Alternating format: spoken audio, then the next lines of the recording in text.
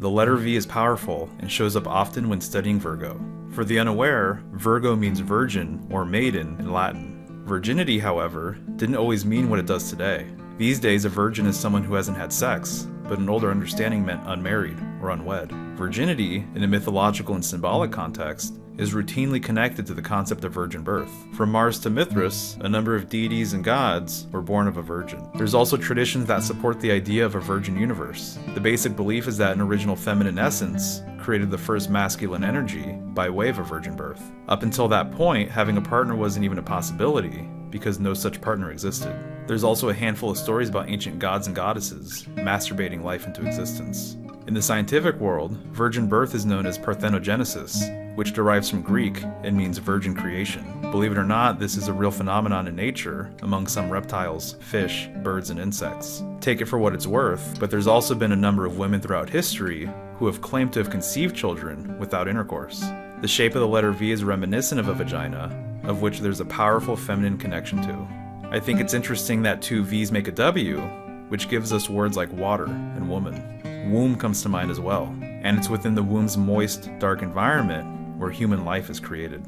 Elementally, the womb is related to both of the feminine elements, water and earth, and it's within the earth, underneath the soil, where we sow our seeds. When planted, seeds germinate under a layer of soil, veiled from sight.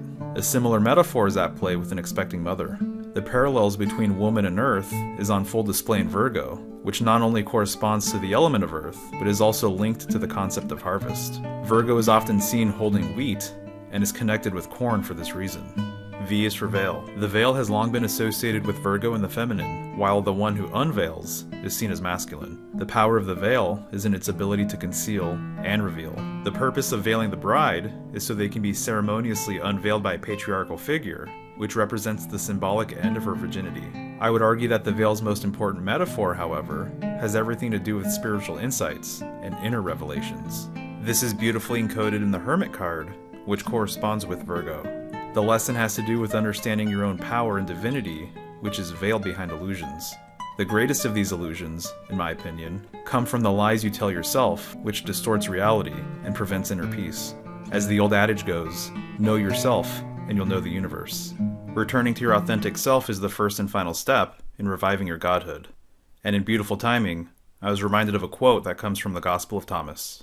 If you bring forth what is within you, what you bring forth will save you. If you do not bring forth what is within you, what you do not bring forth will destroy you. Like the upside down triangle, the V implies receptivity and going inward, like so many of the themes associated with Virgo.